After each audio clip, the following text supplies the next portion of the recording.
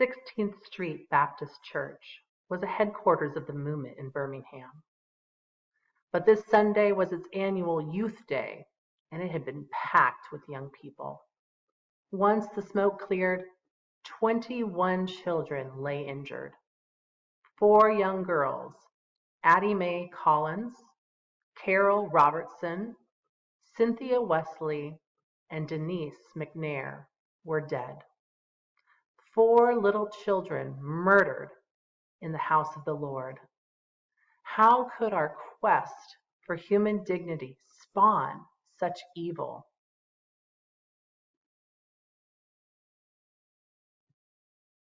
September 18th, 1963. This afternoon we gather in the quiet of the sanctuary to pay our last tribute to these beautiful children of God.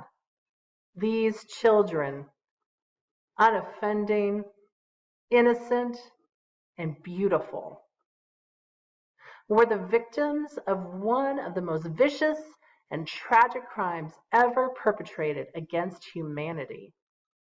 And yet they died nobly. They are the martyred heroines of a holy crusade for dignity and freedom.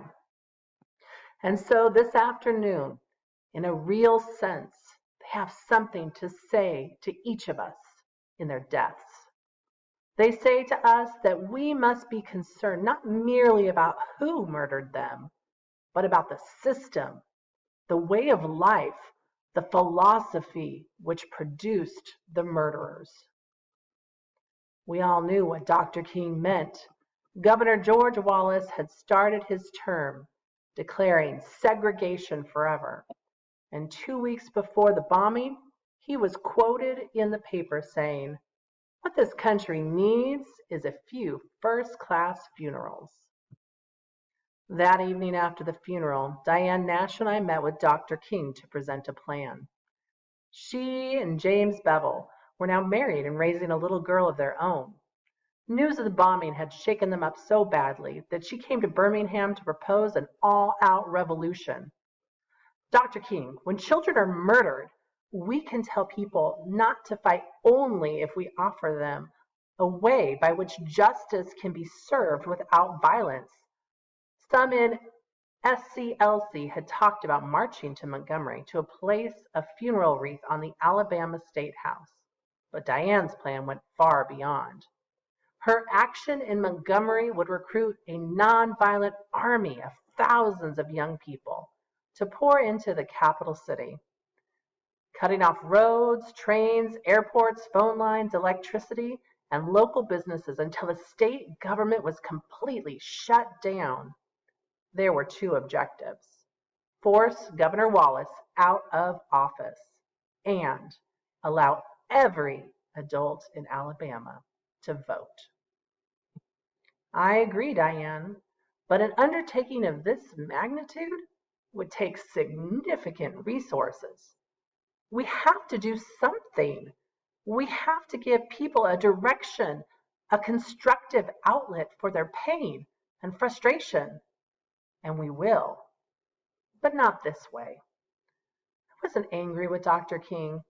I knew he had other concerns to weigh, but we could do nothing. We had to respond, even if it was just SNCC acting on its own, as we had many times before.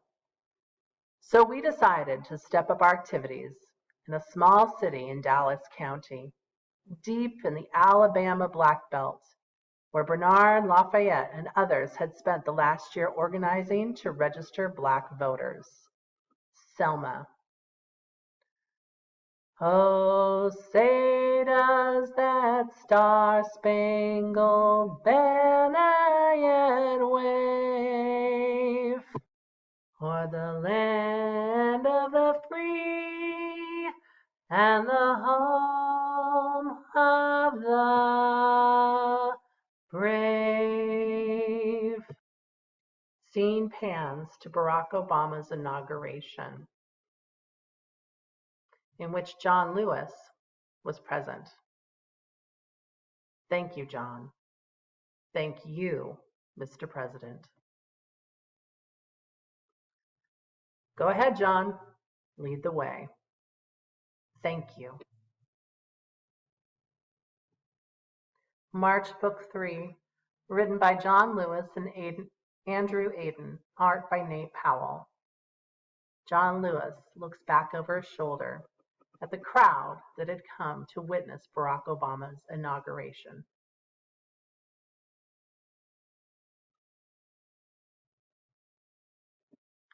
Jim Clark was the sheriff of Dallas County. He was mean, violent, and easily provoked. He was made all the more dangerous by the sundry gang of white men he deputized for the sole purpose of doing whatever it took to stop Black people from voting.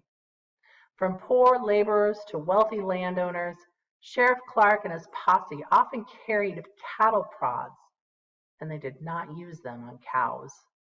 When Bull Connor put out a call for reinforcements during Dr. King's campaign in Birmingham earlier that year, Dallas County answered with Sheriff Clark leading more than 200 posse men to help.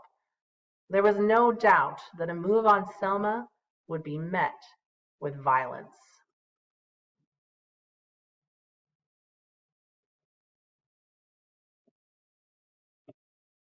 September 23rd, 1963. The day after the bombing, 63 protesters had been arrested in Selma, including several who were beaten by the police.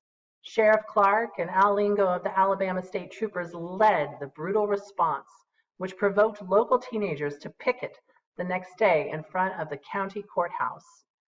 It was the first time anyone in Selma had ever dared to challenge Sheriff Clark on his own doorstep. The picketers were arrested, but now a movement was afoot.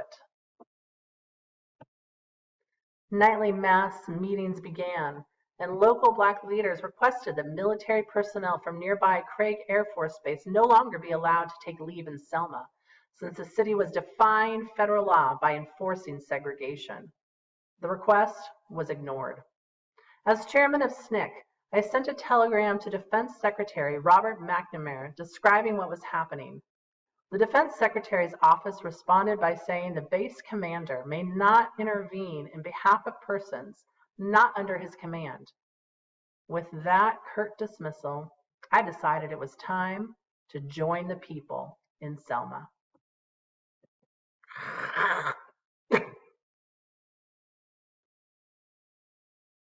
John, Jim, glad you made it. Me too. Has the meeting started? Yes, they're ready for you. Sounds of people talking from inside the room escaped the doors. Joined this evening by the leader of the Student Nonviolent Coordinating Committee, Chairman John Lewis. Thank you, Deacon. My brothers and sisters, as I said a few weeks ago at the March on Washington, one man, one vote is the African cry. It must be our cry too. So I say to you today, we are going to stay here in Selma until every person of color can register and vote. In Selma and throughout most of the South at that time, it was almost impossible for African Americans to register to vote. In Dallas County, only 2.1% of African Americans of voting age were registered. I'd like to register to vote. Sure, let me get the forms for you. I'd like to register to vote, please. I see. Wait here. There were many different ways to stop people from voting. Here you go. Let me know if you have any questions. In some places, African Americans were asked to count the number of jelly beans in a jar, or the number of bubbles in a bar of soap. The registrar of voters held all the power and could decide to waive or strictly enforce any of the rules at any time for any reason. Oops, you forgot one. Good catch. Here is your registration form and also your literacy test. It's in 3 parts. Question in the last section should be answered in the form of an essay. This included literacy tests, often only given to Black applicants. Here you go. Thanks. Have a great day. They were filled with questions meant to trip up even the smartest person, but not everyone had to take them. You're taking too long. You fail. Get out of here. Even if a Black citizen were able to register, their name would be printed in the local paper, making them a target. The White Citizens Council could pressure their employer to fire them. Their house could be burned down by the KKK or worse. September 24th, 1963. The next demonstration in front of the Dallas County Courthouse resulted in 30 arrests. So we responded with an even larger protest. I participated along with a group of students from Selma University.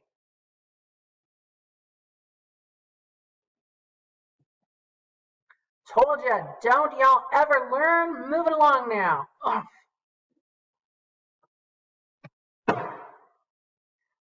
It was the first time I was arrested in Selma. Move!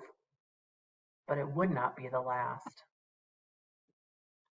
We were all charged with unlawful assembly and taken to the Selma prison farm.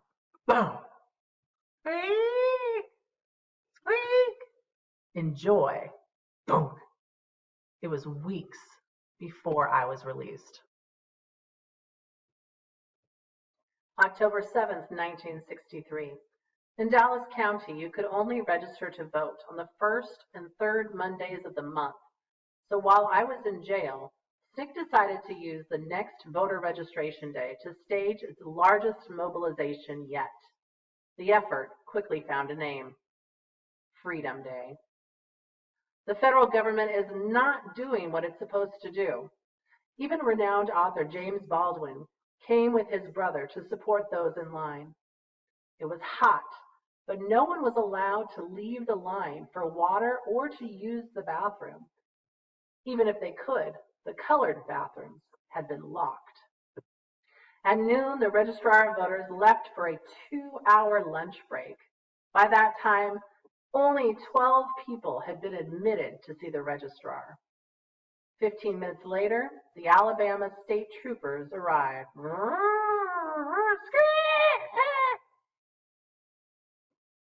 Thump, thud, thud, thud. Major Joe Smelly was the trooper in charge that day. If any of y'all leaves that line for any reason, if you have to go to the bathroom or you're thirsty, any reason whatsoever, you're not coming back. You hear?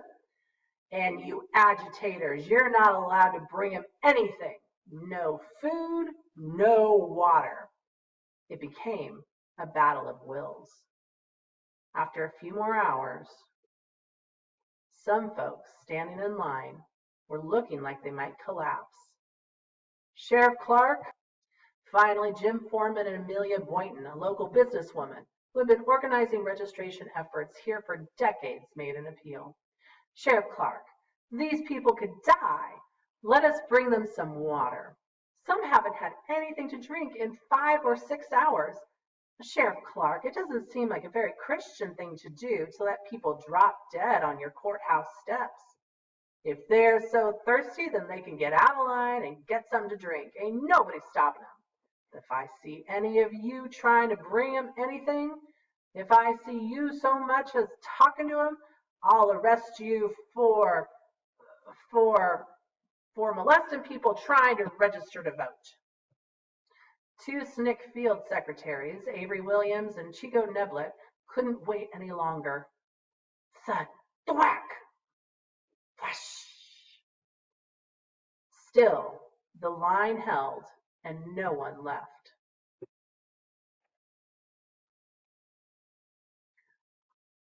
That's it, 4:30. The courthouse is closed. To us, making it through the entire day without a mass arrest was progress. Although only a few people were able to see the registrar, we felt it was a victory. After I was released from the Selma prison farm, my duties as chairman of SNCC took me away from Selma to all parts of the country. I was giving speeches, but I was also raising money. My brothers and sisters, all of us must get in the revolution. After the March on Washington, a substantial amount of money was made available to different groups within the movement. But Roy Wilkins in particular saw to it that the formula for distributing these funds would send the most to organizations that already had money, like his NAACP. We must get in the streets of every city, every village, every town of this nation. SNCC had already been growing apart from the mainstream of the movement.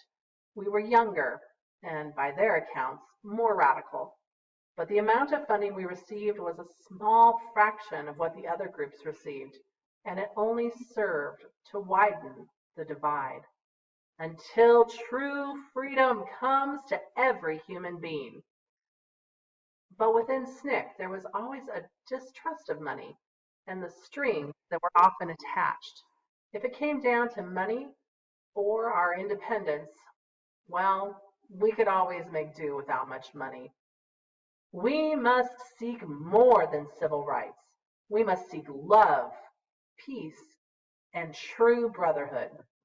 Meanwhile, Diane's idea for an all-out assault did not fade away. It began to take shape in another form and in another state, Mississippi. It was led by Bob Moses, who had spent the last 3 years in the state organizing SNCC chapters. He was also head of the Council of Federated Organization, COFO, the coalition of SNCC, SCLC, CORE, and NAACP activists for coordinating voting rights efforts. Moses was becoming increasingly well-known in the movement. Smart and gentle, he avoided the spotlight, partly as a personal philosophy, and partly because being too well-known in Mississippi could be deadly. He had a graduate degree from Harvard, but like many of us, Bob started wearing overalls to show solidarity with the farmers and rural folks we were working with. With Al Lowenstein, a white activist and former dean at Stanford University, Moses conceived of a mock election to take place in Mississippi at the same time as the actual statewide elections.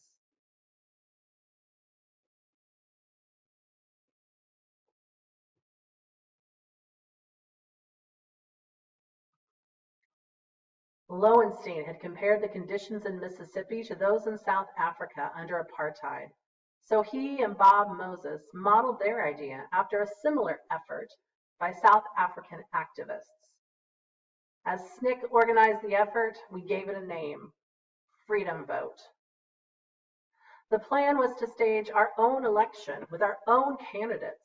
This would give Black women and men a sense of what it was like to actually vote and dramatize the exclusion of African Americans from the electoral process. At the end of October, I went to Mississippi to help with the final preparations for the Freedom Vote and to speak throughout the state, encouraging people to participate. It was my first time in Jackson since the Freedom Ride.